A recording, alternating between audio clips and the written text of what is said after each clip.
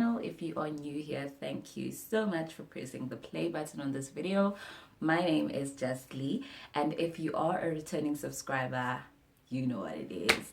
We're having another chat today. I just want to say, first of all, shout out to all my new subscribers that got me to 200, and now we're almost at I think 210 subscribers almost, somewhere there. But we're setting new goals for the channel, and yeah, hopefully we will achieve bigger and better things and see the channel grow and see the family grow and interact and all of those good things.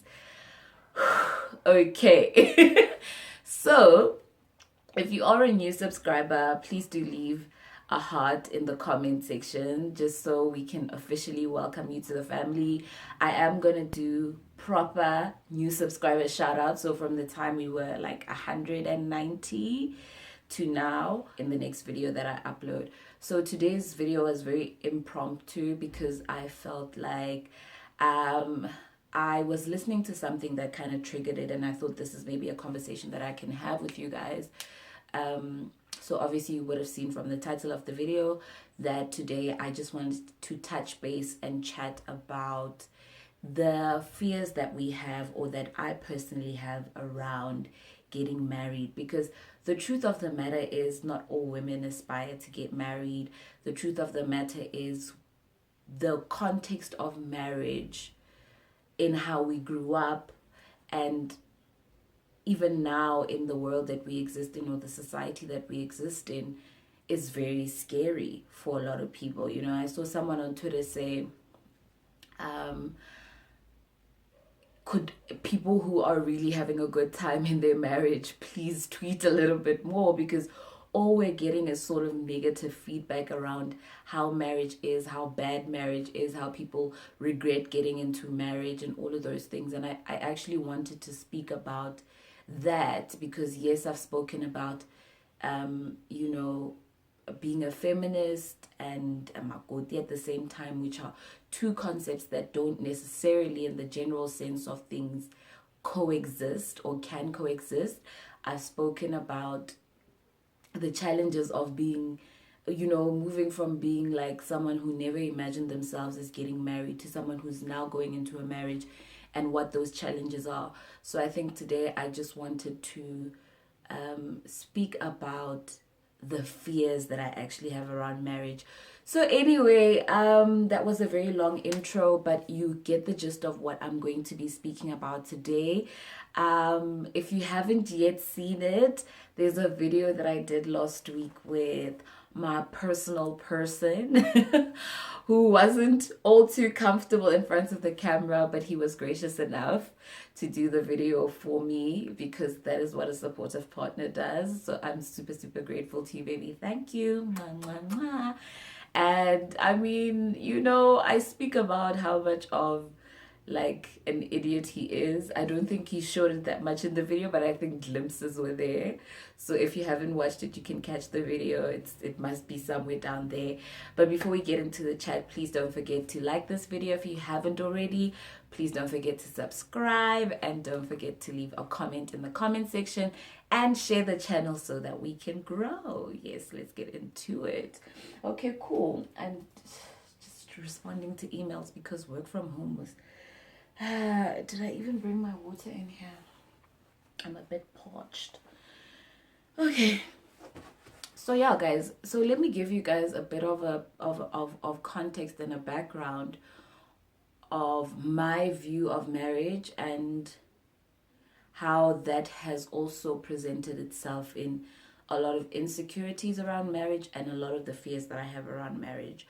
So growing up, I grew up in a household with both parents very present, in love, and sometimes annoyingly in love, you know.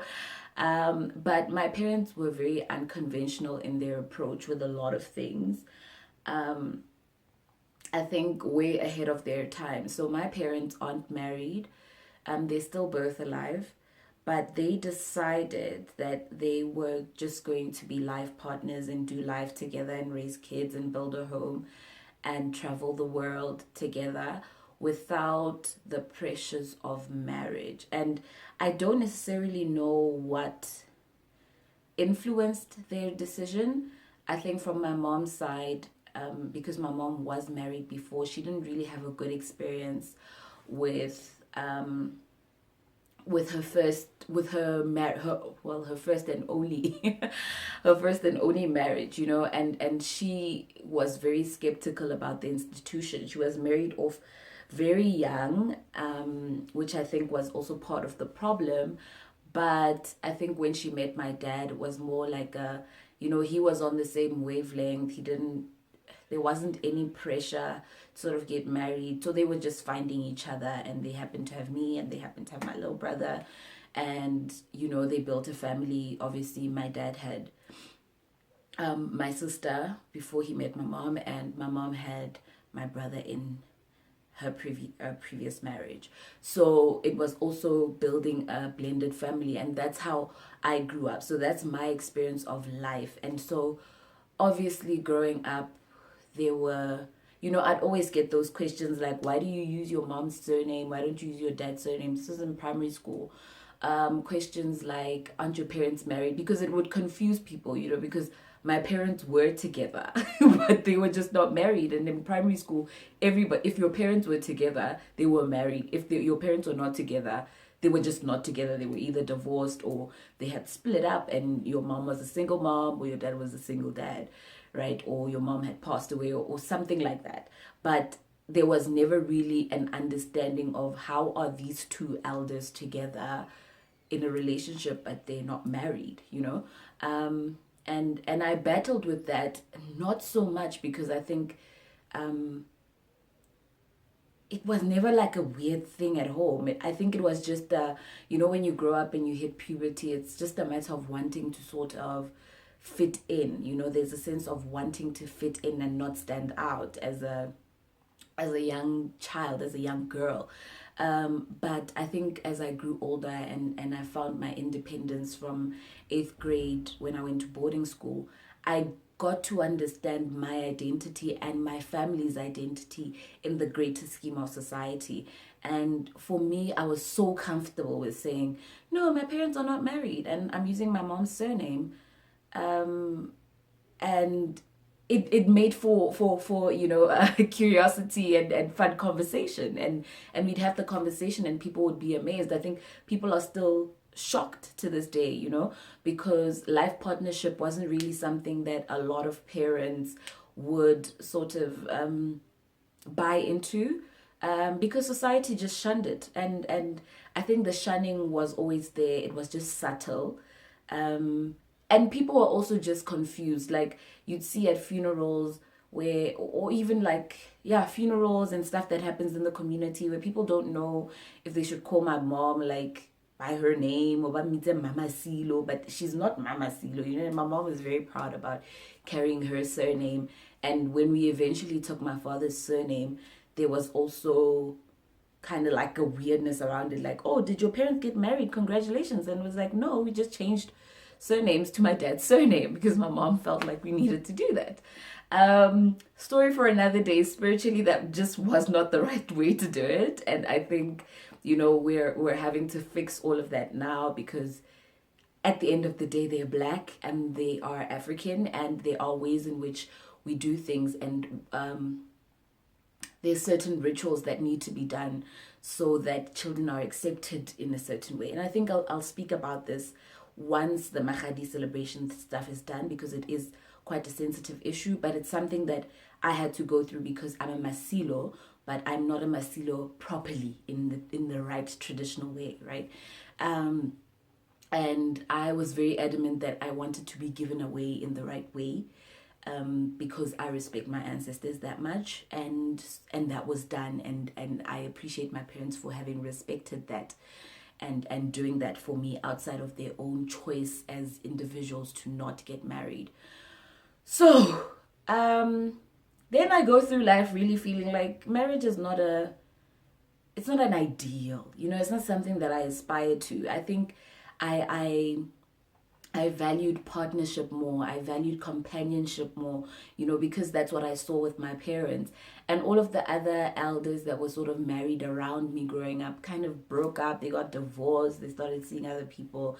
And it was so my parents were in our immediate family circles, sort of the consistent couple. And for me, that was like, oh, their model works. And so I'm going to model that when I grow up. I'm not opposed to getting married, but it's not important for me.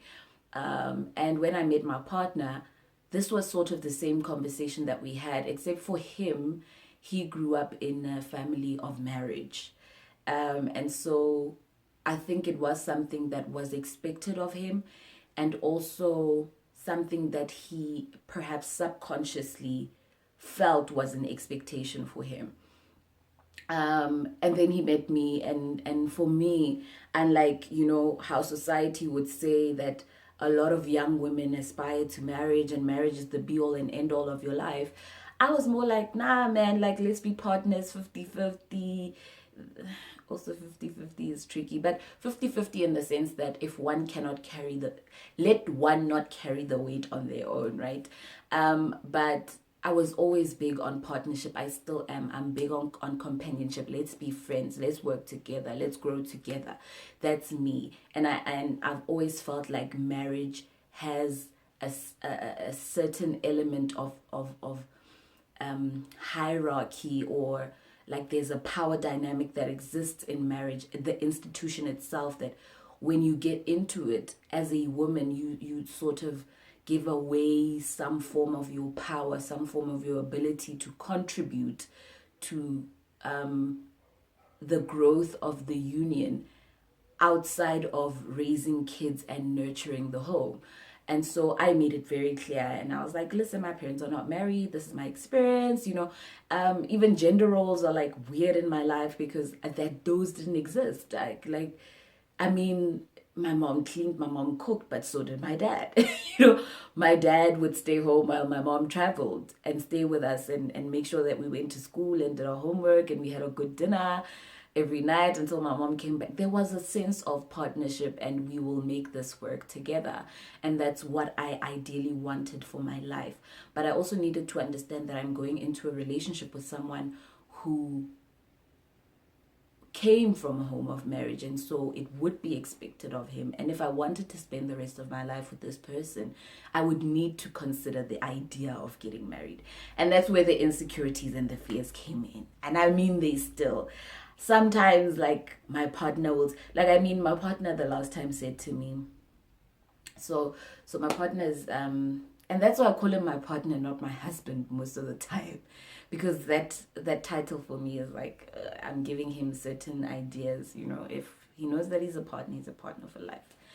But anyway, my partner once said to me, because I eat quite late at night, so I cook quite late so that I eat late, so that because I stay up late, I'm an insomniac, so I get hungry quickly. So if I eat late, I don't get hungry like around 11, 12, right? And he's like a fitness fiend. So he's like, babe, I really don't think it's healthy for us to go to bed re kgotse thata, which is something that my dad says. So weird. But I just felt like when he said that, and I mean, he didn't say it in as nice a way as I'm saying it. He didn't say it in a rude way either, but the way in which it was said for me was so triggering of my fears of, oh my God, I've accepted this institution that I know go against my ideals as a feminist, but I considered it, so I'm gonna have to speak to him about it. And he said to me, baby, now I prefer to eat before 7 or before 7:30, something like that. And when I tell you I blew a gasket, it's not even a joke, guys. And that's because it triggered something in me that said, oh my gosh, I'm now becoming the subservient wife. You know what I mean? And that's never a picture that I had for myself. So those sort of like nitty-gritty things really freak me out. Like guys, I'm terrified of like being that one that stays at home and takes care of the kids, and my husband is out here in the street living his best life, you know, o tla gae ka nako ya gagwe, or ke tlogele dijo ka mo microwaving and then tomorrow morning he doesn't eat them and I don't get any sort of intimacy and everything is about the kids, you know, and it becomes monotonous and all of that. Those are my fears about marriage. Like being expected to wake up at 3 kids in discounts because mutaka decided today for haji boroto. Like I have a fear of those things, guys, and it's really like a crippling fear, because for me it's like, oh my goodness, I'm disappointing my parents, you know, or I'm disappointing myself. Like, this is not the type of woman that I pictured myself to be. This is not the type of partnership that I envisioned for myself.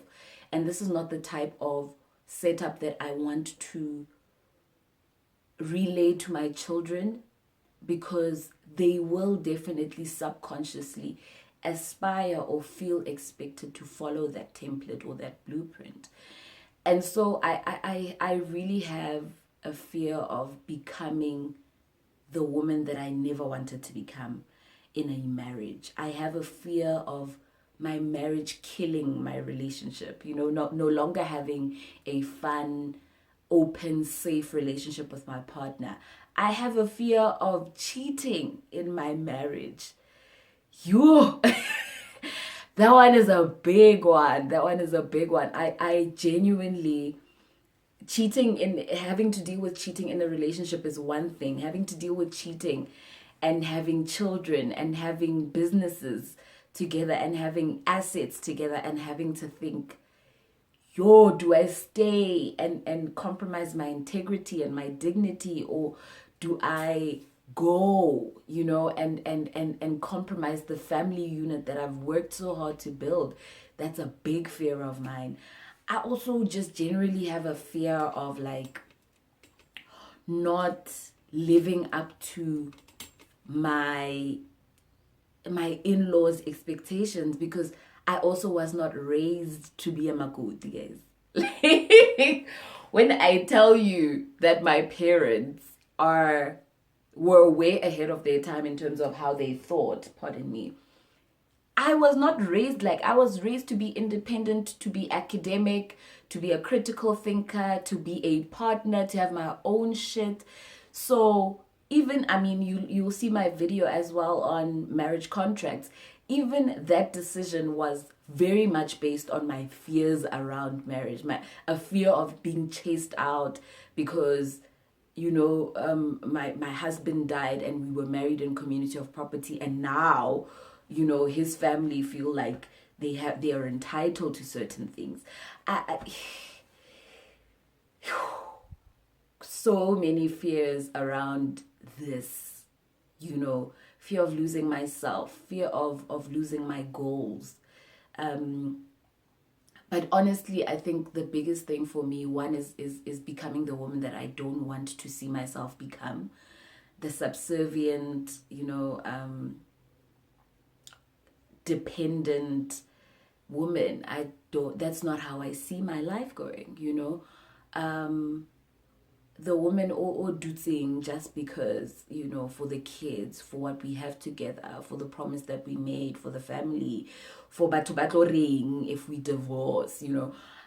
I don't want to become that woman, but I think the biggest thing for me is losing the essence of the relationship that I have with my partner, the respect that we have for each other, the understanding that, and I said this in the video before, that he's not someone that imposes his power on me. He's not someone that imposes his masculinity on me. He's not someone that demands a position. He's not that kind of guy. And I appreciate that, because that's how I get to fully express myself in my marriage, in my relationship. And if that element is taken away, I'm definitely going to find myself in a position where I either have to compromise who I am or leave. And, you know, I think losing a life partner, a soulmate, is not something that's easy for anyone to accept, right? But yeah, those are some of the fears that I have about getting married. I mean, I also have the fear of like we're only gonna have sex once every year. Oh, no, it ain't gonna work for your girl. It's not gonna work for your girl. You know, like the intimacy must be there even after we have kids. Like, can we look pretty and go on date nights even if we have to plan them? Right? So those are some of the fears that I wanted to share with you guys that I had and still have going into a marriage. A big one. But I think it speaks into some of the stuff that I spoke about. The type of pathology that we're going to create for our children, because I'm in the process of like trying to break every damn generational curse that that has ever come before me. I'm like, yeah. Listen, by the time I have children, I don't want those situations to follow them. I don't. You know what I mean? So that's also another thing, is like I need to be with someone who's going to be able to break the generational curses from both our families, so that we create a really healthy, fertile ground for the generations that are going to come from us. Yeah, so that's literally what I wanted to share with you guys. Let me know what your fear about getting married is. Do you want to get married?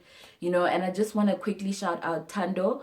Tando asked me to speak about why I made the decision to not have a white wedding and what I think about white wedding versus traditional wedding. So we're going to speak about that next week, and I'll do proper shout outs on that video. So yeah, we are 2 months away from Mahadi luncheon celebration situations. So who deep, guys, I'm going home this week to go sort some stuff out, and yeah, hopefully everything works out. I hope you guys are having a good week so far and that you enjoyed this video. If you did, please don't forget to press the like button. Don't forget to share the video on your socials. Tell your friends to tell your friends to tell your friends to join the family. Don't forget to subscribe, drop a heart, drop a comment. Let's interact, let's grow the family. I love you guys. I'm out.